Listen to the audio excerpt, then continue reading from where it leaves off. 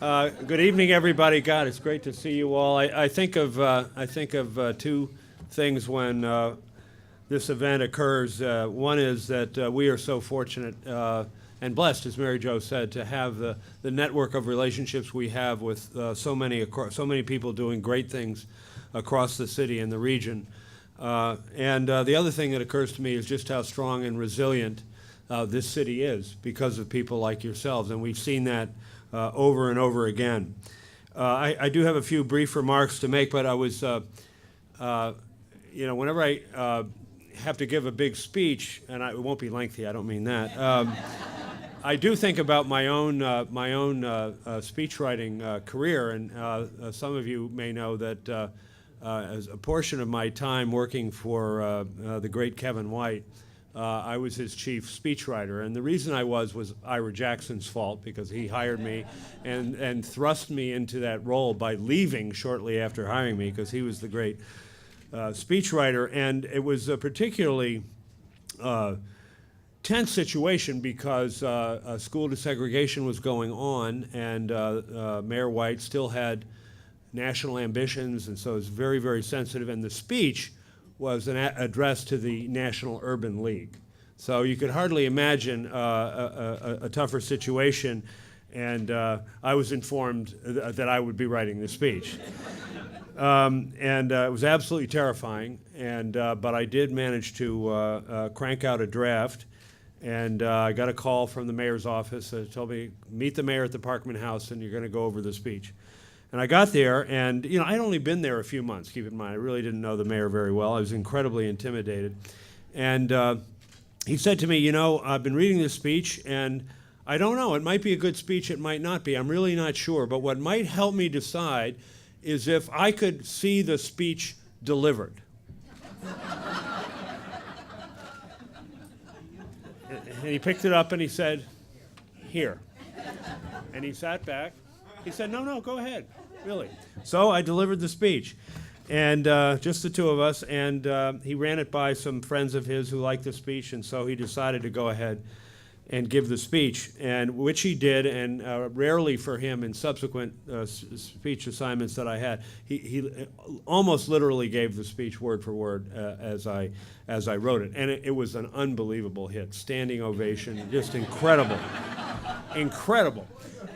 And I did not go to Cleveland. It was in Cleveland, but he's back the next day, and I get a call, from the mayor. The mayor wants to see you, and I said, "Man, I'm headed right to the top. This is home run, first time at bat." So I go down there, and the mayor comes out of his office, and he kind of pretends not to notice I'm there. He finally turns to me and he says, "Paul, about that speech, it was really extraordinary, the comments I got afterwards, and everybody seemed to agree." This one guy came up to me and said, "Mayor, that was a great speech. The content wasn't much, but the delivery was spectacular."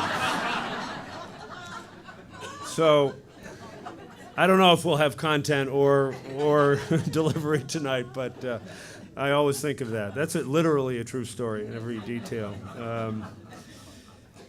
But I'll tell you, I've never been prouder to be a Bostonian, adopted Bostonian as I am, not a native, than I am in this season, thinking of all the things this city has come through, and all the achievements.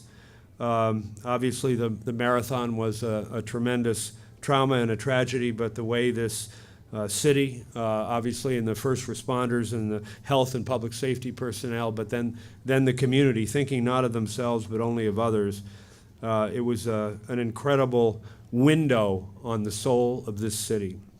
And we were very honored to co-host with WBUR one of the most moving forums we've ever had, called Boston After the Bombings, just 9 days after the marathon bombing. It was a remarkable dialogue and attracted hundreds of people to the Majestic Theater and thousands of listeners. And we're also very proud that the donors of the foundation responded incredibly generously to the One Fund.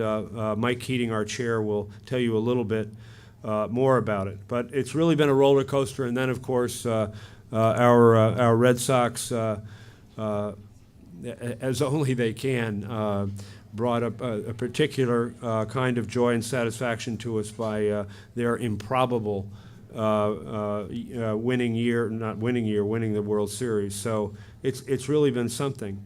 And now we're entering this period of really breathtaking change that's occurring all around us. We know that Mayor Menino, after 20 years in office, and his tremendous legacy, leaving a city that is far better than the one he inherited as mayor, we had an opportunity to pay a special tribute to Mayor Menino at a luncheon with our trustees and senior staff a week or so ago, and it was really a very touching occasion as we really reviewed all of the incredible partnerships that we've had in the environment that has existed, which came from him, which has allowed city government to work with all of us in the corporate community and the nonprofit community and do some stunning things which continue to be nationally recognized. And so we were very glad to have that occasion to honor our longtime mayor. And of course, we have a mayor-elect who's very, very busy in the transition, beginning to put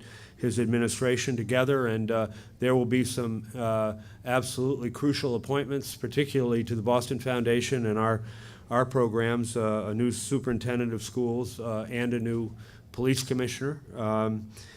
So big changes afoot. Our paper of record, the Boston Globe, has recently been sold. I think that's another enormously significant event. And in another year, as if that wasn't enough transition, we will have a new governor as well. So it's almost difficult to contemplate the magnitude of change. But again, we can remind ourselves that when the Boston Foundation first opened, not quite 100 years ago, James Michael Curley was mayor and Babe Ruth was playing for the Red Sox. And so the leaders change and the players change. Boston goes on, and we'd like to think the Boston Foundation, thanks to many of you, will also go on and be the kind of resource it has been for the nonprofit community and for the innovators in this community over many, many decades. We had our own big changes here at the foundation over the last year. We welcomed Travis McCready as our new vice president for programs. Travis, there he is. Just think of him as a taller and better looking version of, who's that guy? Robert Lewis. And, you know, you kind of have it. Robert's here, I know. And it's early. We're reserving judgment on Travis, but we're very encouraged at how he's doing.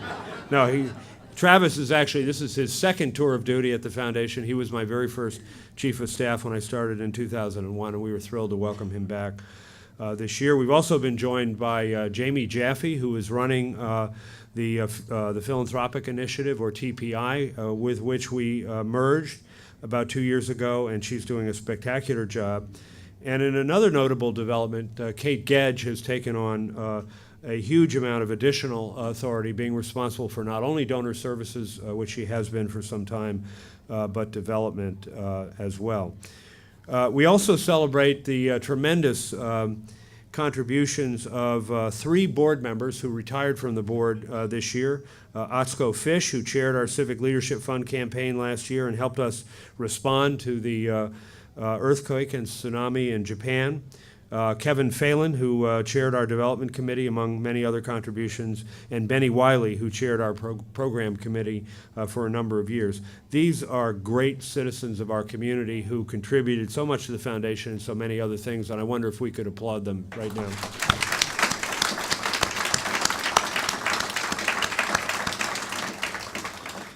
We did have the opportunity to welcome 3 new board members, however, to take the places of those who are moving off, and we were enormously pleased that Paul Lee, Dr. Maisha Minter-Jordan, and Ron O'Hanley have joined the board of the Boston Foundation. So we think we've got a great team that has shown over many years the ability to attract new people, even as we lose people who've made the contributions that they have. I do want to thank the public officials who either are here or were here tonight. I know we've been joined by City Councilor-elect Tim McCarthy. Tim, are you still here? There he is. Okay. And we were also joined by two very fine candidates for mayor who had the courage and commitment to the city to put themselves forward for high office. And they've both done great things in this community and will continue to. John Barros and Bill Walczak were both here.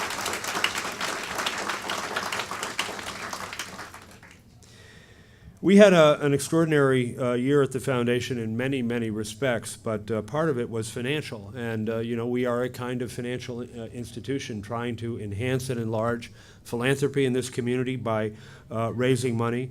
And we are also a major grant maker, the largest in Boston and indeed in New England. And both in the money coming in and the money coming out, it was a notable year. We raised, and many of you in this room were part of it, over $130 million of new funds for the foundation this year, an all-time record.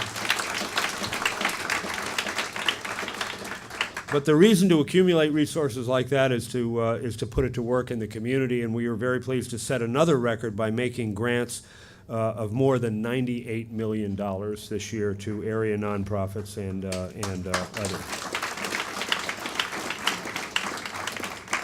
I also want to thank those donors who have elected to pursue their philanthropy through the Boston Foundation, often by starting donor-advised funds here.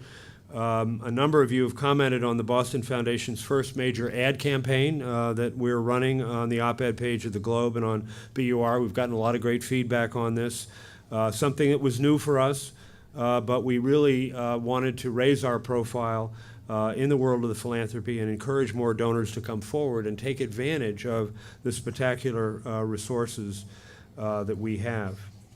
And in this year's annual report, which will be available as you leave, you'll read stories about a number of these donors, including the marvelous Faye Chandler, the great artist and founder of the Art Connection, Mike and Barbara Eisenson, who helped to launch Horizons for homeless children and have supported so many other great nonprofits over the years. And on the corporate side, Boston Scientific, an important corporate client of the Philanthropic Initiative. We're proud that TPI, or the Philanthropic Initiative, has now been part of the foundation for almost 2 years, and through its creative and thoughtful philanthropic consulting, it really succeeds in maximizing the impact of the philanthropy of corporations like Boston Scientific, as well as individuals, families, and foundations. TPI will celebrate its own anniversary next year, its 25th anniversary, a year ahead of the foundation's 100th. But we're very proud that we've been willing to experiment with the community development platform in ways that I can tell you are very, very unusual if you look at community foundations across the country. But these things have brought enormous new value, and we hope you agree with that. Also want to thank those donors who have included the permanent fund for Boston in their estate planning. You know, if you survey, as we are doing these days, thinking about the history of this institution, if you think about, well, what's been the most important and valuable thing about the Boston Foundation, it is for nearly that entire 100 years that we have had unrestricted endowment that has been used to generate a flexible, discretionary grant-making program that the foundation has operated for many years. And for whatever reason, at a very early stage, the foundation was receptive to new ideas. There seemed to be an understanding of how creative a place this community is. And we are innovators in science, in medicine, in politics, in law, in many things, but we are also innovators in the social sector. And as a result of having unrestricted, flexible resources and a receptivity to new ideas, this foundation has been associated in a way that we call there at the beginning with some astounding things like the birth of WGBH and the whole public television movement, the creation of our crucial safety net institutions like ABCD and the Greater Boston Food Bank and the neighborhood health centers, vast public undertakings like the cleanup of the Boston Harbor were spurred by nonprofit organizations supported with the flexible funds of the Boston Foundation. And more recently, a whole new generation of social entrepreneurs came to this foundation and got often their first support to try out the new idea that they had. We think of someone like a Gerald Chertavian, who came into this foundation with a great idea, but no track record, just a great idea, and he got his early backing from us. Now Year Up is not only a phenomenal success in Boston, but spreading to cities across the country. Well, it's very, very important that this foundation always be there for the successive Gerald Trutavians who come to see us with great ideas. It's one of the most important things that we can do, and there aren't a lot of open windows for funding in this community. And so we are absolutely resolved, as is our board of directors, to do all we can to encourage everyone to make bequests or other commitments to the permanent fund, because that's how that endowment has been accumulated. Probably over 95% of the $300 million in our unrestricted endowment has come from bequests. So we're asking everyone, and I just signed over an insurance policy to the foundation myself, we're asking everyone to look over the horizon and be part of equipping this foundation to do what it has done so well into the indefinite future.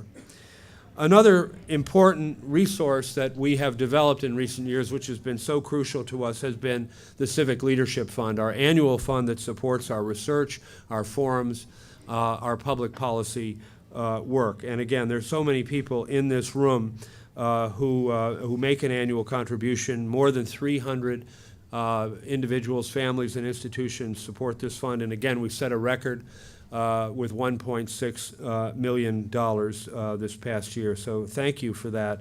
And I think there is a lengthening list of profoundly important public policy achievements in which the foundation has been able to play a leading role, whether it was municipal health care reform, community colleges, or the race to the top K through 12 legislation. The foundation, again, has been able to do for a community foundation some very unusual things by having that resource, and also by having all of you who are willing to rally when you're needed, whether it's at the State House or City Hall or anywhere else. Our current priorities at the foundation are education, health and wellness, jobs and economic development, neighborhood revitalization, and arts and culture. Those are our 5 principal interests, and we are trying to fund organizations and initiatives that will connect to generate transformational change in each of those realms. And we don't flatter ourselves that that has been the case in all 5 areas yet, but there have been some astounding achievements. I mentioned the K through 12 legislation. I had the wonderful opportunity, thanks to the school system and Bank of America, to be principal for a day at the Clapp School in Dorchester, an innovation school. And innovation schools were created in the legislation of 2010, which allows in-district schools to become much more flexible, nimble, charter-like, to control their own budget, personnel, and curriculum.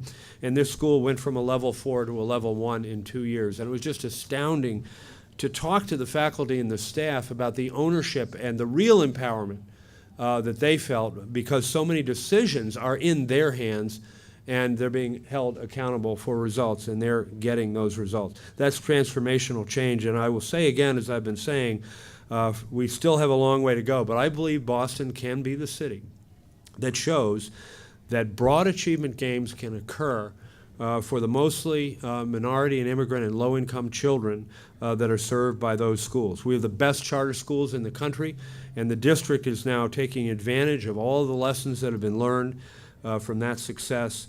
And our new mayor, I think will see the opportunity that he and we have to do something, frankly, that a lot of people think can't be done. And that's just one area. In community colleges, we know that we have not valued public higher education in Massachusetts the way other states have. We have these wonderful private institutions, and we kidded ourselves for generations that they would take care of the talent that we needed. We now know that that's not so, because many of the graduates of our great private institutions do leave, do go home to the cities they came from, or whatever, and the overwhelming majority of public college graduates stay here in the state and stay for a lifetime. They are far more important to our workforce, and so failing to support And failing to hold to the highest standards our public higher education system is an act of self-mutilation from an economic point of view. It cannot go on. Happily, I think more and more people are understanding that, and we are very, very pleased that the governor grabbed a hold of the report that we did on community colleges several years ago and ran with it. We got really pioneering legislation that could vault the community colleges if we respond correctly to this and provide the resources.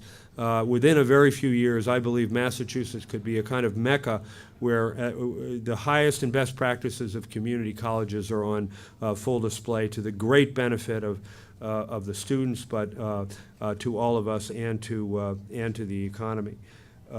So that's what we're after. We all, like to run good programs, but at least we want to have some kind of picture of how everything we're doing could lead to something very, very significant. By the way, on the community college front, I believe we're favored by the presence of the new president of Bunker Hill Community College, Pam Edinger. Pam, are you here? There she is, right here.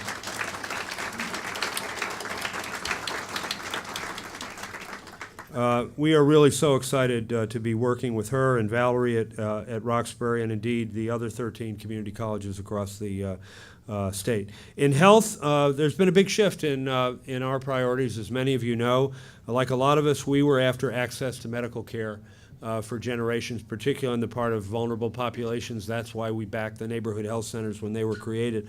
But we know some big things have changed. One is Massachusetts done a great job in extending access to an unprecedented share of the population. Always lots more to do, but we've set the national standard there. But there are some nasty and growing health problems that really aren't being addressed effectively by what I call the medical model. And of course, obesity leaps to mind immediately. We know that at least 50% of our health is dependent not on medical care, but on our behavior and in the environment we're in. And we've given far too little attention to that side of the equation. In our way, we'd like to try to redress that. And one of the things we're proudest of is our backing, our signature backing of the PlayWorks program, which has come to Boston from California and is serving 15,000 mostly elementary kids in Boston who have gone from getting virtually no exercise in those schools to vigorous physical activity every single day of school through this novel approach to using recess that PlayWorks has developed. That's the kind of creativity that we need. Not to go on lamenting that traditional phys ed has disappeared from schools, but to come up with a new idea that makes sense in the current environment. And we think there's going to be some good news if we can continue to spread these practices on slowing the frightening growth of obesity among our children. So that's yet another example of some of the big fish we're after with your help. Neighborhoods, I'd mentioned the Fairmount Corridor. I see lots of people in this room who have a piece of that, where a transit line that never stopped in the inner city now does. New stations have been created. It's through the heart of low-income Boston. Tremendous opportunity to focus residential and commercial development in a context of superior transit mobility that the citizens in those adjacent communities will now have. It's a nice illustration of the staying power of this foundation. We started working on this with various advocacy organizations in the early 90s. And we do have ADD to some extent, all of us do, but we stayed with this and succeeded in helping the neighborhoods get these truly transformational transit commitments in this neighborhood. And we've invested more than $19 million in neighborhood development efforts already right along the Fairmount Corridor, and we've pledged another 10. And when we get done, it will be a far bigger number than that. There's lots more to talk about, but I think that at least conveys a sense of what we're after. We want to maintain the foundation's readiness to support new ideas. As I said, that's terribly important. But where we have a developed strategy, we really want to put the resources that will be there in order to move the needle on the things that we need to move the needle on. At last year's annual meeting, we introduced what we called the Changemaker Awards. And the reaction to it was so great that we've decided to bring that back again to this annual meeting, because it does these big efforts, these big move-the-needle efforts that I like to talk about. They come down to often heroic and certainly committed individuals who are usually operating below the radar screen or out of the spotlight, but getting amazing things done. And without them, the big opportunities I'm talking about never materialize. So we're going to honor some folks who have truly helped the people of our city thrive. And they all know they're getting a special award tonight, but what we didn't tell them until now is each of them are going to get $3,000 with that recognition to spend any way they want to.